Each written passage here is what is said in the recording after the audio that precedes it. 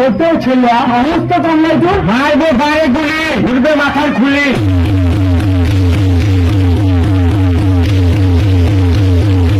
আরে দম আছে, চল তারাপীঠ।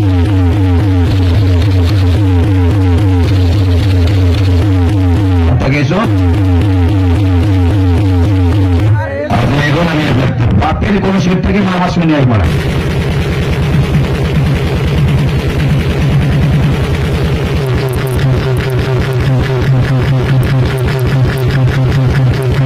লাগাতে এসো বলা দেখি তোমার গাঁড় ছিঁড়ে রক্তপান করলো বলা।